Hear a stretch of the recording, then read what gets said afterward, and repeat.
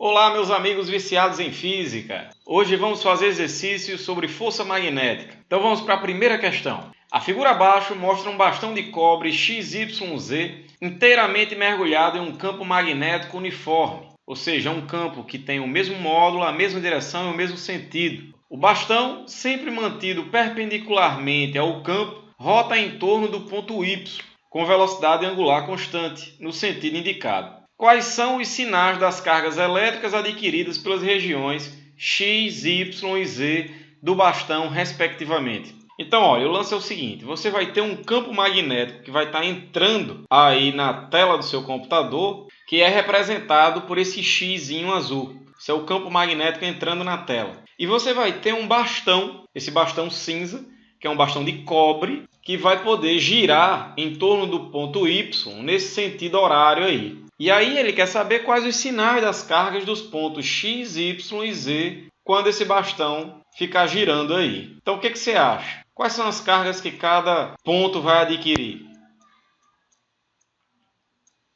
E aí, encontrou alguma resposta? Vamos ver. Ora, se o bastão é de cobre, então ele deve ter muitos elétrons livres. Certo? Então vamos ver qual a tendência de movimento desses elétrons. Eles tendem a ir para que ponto? Vamos ver. Por exemplo, se eu pegar um elétron que esteja aqui entre os pontos Y e Z, de acordo com o sentido de giro do bastão, ele deve ter uma velocidade para cá. Certo? Esse é o sentido de velocidade do elétron, já que o bastão está girando nesse sentido. Legal. Se o campo é para dentro e a velocidade tem esse sentido, qual vai ser o sentido da força magnética sobre esse elétron? Use a regra da mão direita aí. Tente encontrar o sentido dessa força magnética.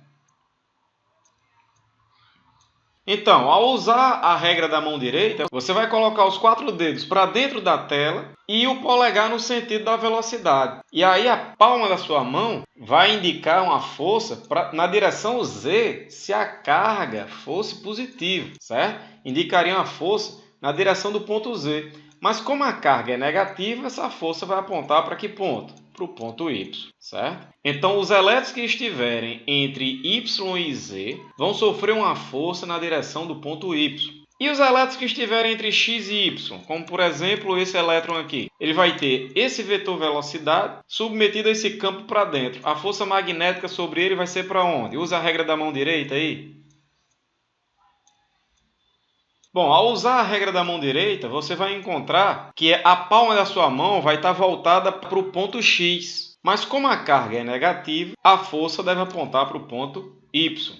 Certo? Só lembrando, você coloca os 4 dedos na direção do campo, ou seja, para dentro da tela, aí, um Xzinho está entrando, o polegar no sentido da velocidade, então a força sobre carga negativa vai apontar nessa direção do ponto Y. Então, onde quer que estejam os elétrons, eles sempre vão sofrer uma força em direção ao ponto Y. Logo, o ponto Y vai ficar carregado negativamente, já que ele vai ganhar elétrons, e as regiões Z e X que vão perder elétrons para a região Y, deve ficar carregada positivamente, ok? Então, Y recebe elétrons, fica negativo, X e Z perdem elétrons, fica positivo. Questão 2. A figura mostra as trajetórias seguidas por 3 partículas, o elétron, o próton e o deuteron, lançadas em um mesmo ponto O, perpendicularmente às linhas de indução de um campo magnético uniforme e constante B, todas com a mesma velocidade inicial V0. Quais são, respectivamente, as trajetórias descritas pelo próton, pelo deuteron? O que é o deuteron? É uma partícula constituída por um nêutron e um próton. Imagina um nêutron e um próton juntos. Isso é um deuteron. E pelo elétron. Então eu quero identificar quais dessas trajetórias aí que vocês estão vendo, a trajetória A trajetória B e a trajetória C,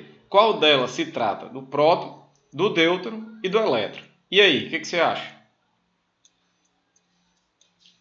Então, pessoal, nós sabemos que cargas de sinais opostos ao entrar num campo devem sofrer desvios em sentidos diferentes. Então, cargas positivas vão desviar para um lado, cargas negativas vão desviar para o outro. Então, de cara, a gente já chega que a trajetória C só pode ser quem? Só pode ser do elétron, certo? Porque o elétron é o único que tem carga negativa aí, tá? Os outros dois são positivos. Então, 2 vão ser defletidos no mesmo sentido, o próton e o deuteron, já que eles são positivos, e o elétron tem que ser defletido no sentido oposto. Então, C só pode ser o elétron E aí como é que eu descubro quem é o próton e quem é o deutero entre as trajetórias A e B? Ora, o deutero é um próton com um nêutron. Então o deutero é muito mais massivo do que só o próton. Então é de esperar que ele tenha uma tendência maior de passar reto, porque ele tem uma inércia maior. Então o raio descrito pelo deutero deve ser maior do que o raio do próton. Ele vai ter uma tendência maior de passar direto. Por isso que a trajetória B vai ser do deutero e a trajetória A vai ser do próton, ok? Então, essa é a resolução. Trajetória A, o próton. Trajetória B, o deutero. Trajetória C, o elétron. Se você quiser escrever bonitinho, porque cada um, a solução está aí embaixo. É só dar um pause no vídeo e copiar, ok? Vamos para a questão 3. Em um dado instante de tempo, uma partícula X com massa m e carga elétrica nula e uma partícula Y com massa m e carga elétrica Q entram com velocidades iguais e de módulos V em uma região na qual está presente um campo magnético uniforme de intensidade B. As partículas são lançadas em um mesmo plano perpendicular ao campo magnético. Tá? Então aqui a gente representou o campo magnético entrando e as partículas vindo para a direita, de forma que a velocidade e o campo formam um ângulo de 90 graus. Na letra A, ele quer que você determine o intervalo de tempo para o qual as partículas terão suas velocidades em sentidos opostos. E aí, o que você acha? Depois de quanto tempo essas partículas vão ter os sentidos dos movimentos opostos? Vamos lá. Ora, o nêutron, como ele não tem carga, é de esperar que ele não sofra força magnética. Então ele simplesmente vai passar direto aqui. Já o próton, se você usar aí a regra da mão direita, você vai colocar o polegar para a sua direita, aí, que é o sentido do movimento do próton, e os 4 dedos para dentro da tela. A palmada vai dar para cima. Então a força vai ser para cima, certo? Isso vai curvar a trajetória do próton para cima, vai fazer com que ele descreva aqui, ó, uma trajetória circular. Ok? Ele vai descrever aí uma semicircunferência. Então, quando ele terminar da meia volta, os sentidos dos movimentos do próton e do nêutron são opostos. Eu quero saber que intervalo de tempo foi esse para que isso acontecesse. O tempo para o próton dar uma volta completa é o que a gente chama de período. Se isso aí aconteceu quando o próton deu meia volta, então é de esperar que o intervalo de tempo seja metade do período. Então o tempo é Tzão dividido por 2, o período dividido por 2. A gente viu na aula teórica, em aulas anteriores, que o período vai ser dado por 2πm sobre QB. Então, como o tempo aí vai ser metade do período, vai ser simplesmente πm sobre QB. Essa é a letra A. Na letra B, ele quer que a gente determine a variação da energia cinética total do sistema no intervalo de tempo encontrado no item anterior. Tá? Então, eu quero saber, quando o próton der essa meia volta, qual vai ser a variação da energia cinética do sistema. O que você acha? Pessoal, a variação da energia cinética do sistema deve ser zero, porque a força magnética nunca realiza trabalho. Se ela não realiza trabalho, ela não transfere energia ao sistema. E por isso a energia cinética do sistema deve ser o quê? Constante. Ou seja, sua variação de energia cinética deve ser quanto? Zero. Ok? Vamos para a questão 4. Ok, então na questão 4 a gente vai ter partículas de massa 1,6 vezes 10 a menos 26 kg e carga 1,6 vezes 10 a menos 19 coulomb, após serem aceleradas desde o repouso por uma diferença de potencial de 2.000 volts, entram em um campo magnético igual a 0,5 Tesla, perpendicular à direção de seus movimentos. Então a gente já sabe que o ângulo entre o campo e a velocidade é de 90 graus, que é a situação em que a força magnética é máxima, e a gente sabe também que nessa situação a partícula descreve que tipo de movimento? Um movimento circular e uniforme. Então, qual é o raio de suas trajetórias em milímetros? Então, vamos lá. O primeiro passo é calcular qual o trabalho que vai ser realizado sobre essas partículas aí. Tá? Então, o trabalho realizado vai vir da definição de DDP, que a gente viu também lá em eletrostática. A gente viu que a definição de DDP, diferença de potencial elétrico, esse U, é trabalho por unidade de carga. Então, essas partículas vão ser aceleradas por uma DDP de 2.000 volts e elas têm uma carga de 1,6 vezes 10 a menos 19. Quando você passar 1,6 vezes 10 a menos 19 multiplicando o 2 vezes 10 a terceira, você vai encontrar que o trabalho realizado foi de 3,2 vezes 10 a menos 16 joules. Tá? Essa foi a energia que foi cedida à partícula. E qual o tipo de energia que ela ganhou aí? Ela ganhou energia cinética. Então, o trabalho realizado é igual à variação da energia cinética da partícula, que deve ser a energia final menos a inicial. Mas a partícula não partiu do repouso, então a energia cinética inicial deve ser igual a zero. Logo, o trabalho vai ser igual à energia cinética final, que é mv² sobre 2. O trabalho é 3,2 vezes 10 a menos 16. A massa da partícula, 1,6 vezes 10 a menos 26. V² dividido por 2. Tá? Então, ao fazer essa continha aí, você vai chegar que V² é 4 vezes 10 a 10, tirando a raiz de 4 é 2, e a raiz de 10 a 10 é 10 a quinta. Então, a velocidade é 2 vezes 10 a quinta metros por segundo. Essa vai ser a velocidade adquirida pela partícula. Esse momento é crucial. É importante que você observe o valor da velocidade que você encontrou. Tem gente que no meio do caminho erra a conta e encontra aí um valor, por exemplo, de 2 vezes 10 a 9 metros por segundo. Você não pode encontrar um valor como esse, né? Por que minha resposta não pode dar 2 vezes 10 a 9 metros por segundo? Porque nenhuma partícula, pessoal, pode superar a velocidade da luz. A velocidade da luz é de 3 vezes 10 a oitava metros por segundo. Tá? 10 a oitava. Então, não poderia encontrar uma velocidade de 2 vezes 10 a nona. Ou seja, maior que a velocidade da luz. Okay? A velocidade da luz é a velocidade limite da natureza. Então, eu encontrei 2 vezes 10 a quinta, um valor aceitável. Pronto, agora que eu sei a velocidade, eu posso descobrir o raio. Porque a gente viu em aulas anteriores que o raio é dado por isso aqui, mv sobre qb. A massa da partícula é 1,6 vezes 10 a menos 26. A velocidade eu já encontrei. A carga é 1,6 vezes 10 a menos 19.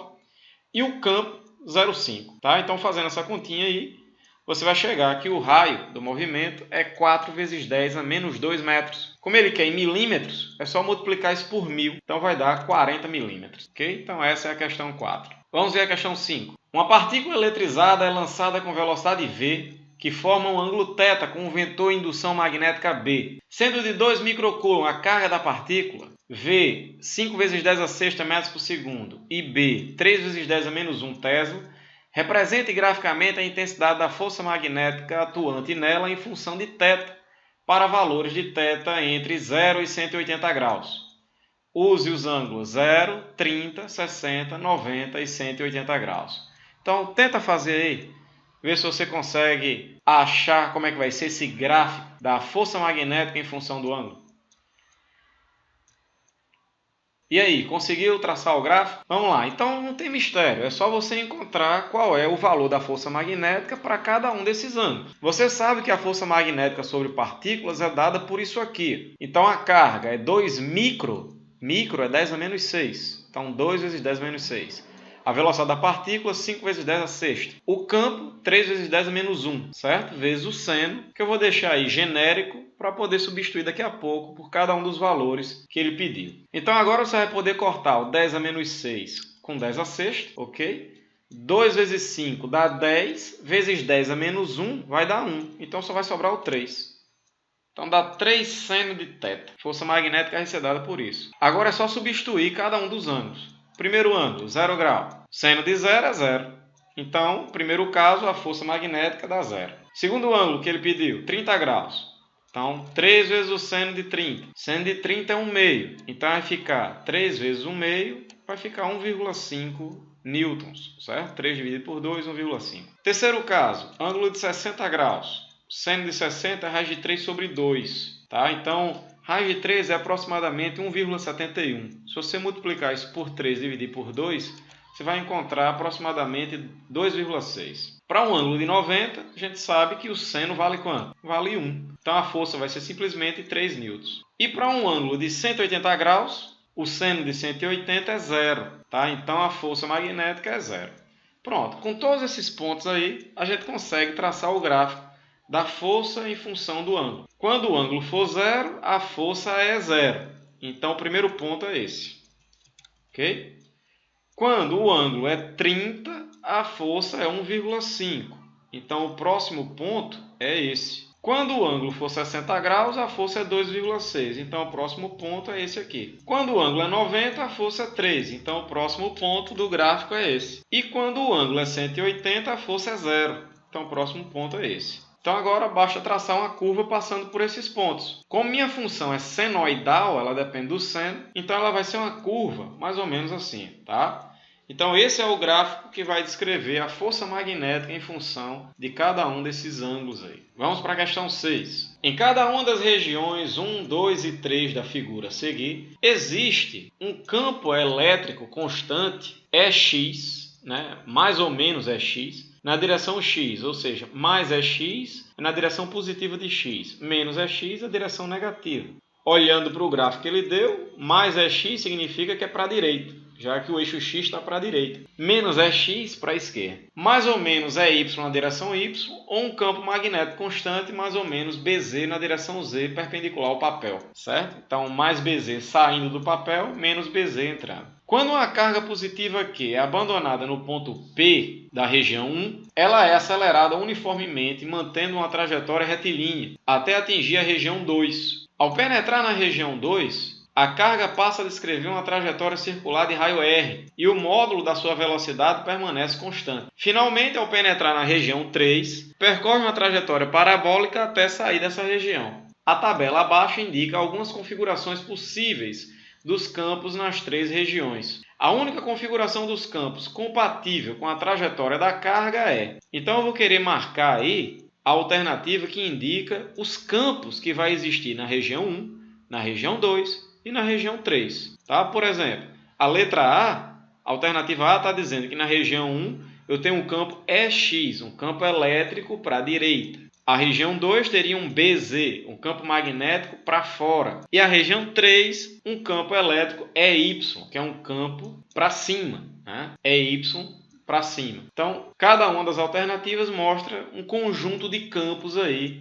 Eu quero saber qual dessas alternativas mostra os campos corretos para que a partícula descreva essa trajetória. Vê se você consegue descobrir aí. Então vamos lá. Primeiro, na região 1, a questão falou que a partícula vai ser acelerada. Se ela vai ganhar velocidade, se vai ser realizado trabalho sobre ela, então não pode ser um campo magnético, tá? Então, você já sabe que na região 1 que você vai ter um campo elétrico. Então a letra C já está fora, que diz que tem um campo BZ, tá? Certo, um campo elétrico em que direção? Se a carga é positiva, como ele falou na questão, então a força e o campo têm que ter a mesma direção e o mesmo sentido. Se a partícula é acelerada para a direita, a força vai ser para a direita e o campo tem que ser para a direita, já que a carga é positiva. Então na região 1 você tem um campo EX. Então com isso, nós estamos entre as letras A, B, D e E, certo? Que na região 1, todas as alternativas mostram um campo EX. Na região 2, a questão disse que a partícula descreve uma trajetória circular. Para descrever uma trajetória circular, é necessário que esse campo constante exerça uma força centrípeta, produza uma força que atue como força centrípeta. Então, esse campo só pode ser o campo magnético, já que o campo magnético exerce uma força sempre perpendicular ao movimento. Então, ela vai atuar como força centrípeta, tá? Então, na região 2 tem que ser um campo magnético. E aí a gente fica entre as letras A e E, que já entrega que o campo é BZ, né? Para você ver que o campo é BZ, ou seja, o campo está para fora, esse campo magnético, é só usar a regra da mão direita. Você vai colocar os 4 dedos para fora da página, certo? O polegar para a direita aí, nesse ponto onde ele entra na região 2, e você vai ver que a força é para baixo. A partícula vai ser desviada para baixo. Tá? Então, de fato, o campo na região 2 é um BZ. Tá? E na região 3, a questão falou que a trajetória é parabólica. Tá? O campo magnético faz com que a partícula descreva um movimento circular quando ele entra perpendicular ao campo. Então, não pode ser um campo magnético. Só pode ser um campo o quê? Elétrico. E esse campo elétrico vai ter a mesma direção da força, já que a carga é positiva. Então, como ela é desviada para a esquerda, então o campo tem que ser para a esquerda, ou seja, na direção menos EX. Por isso a gente vai ficar com a letra E, tá? Na região 1 a gente vai ter um campo EX, na região 2 um campo BZ e na região 3 um campo menos EX. É o que diz a letra E. Então, meus amigos viciados em física, valeu! Se gostou da aula, dê aquele joinha. Não deixe de se inscrever em nosso canal e até a próxima. Valeu!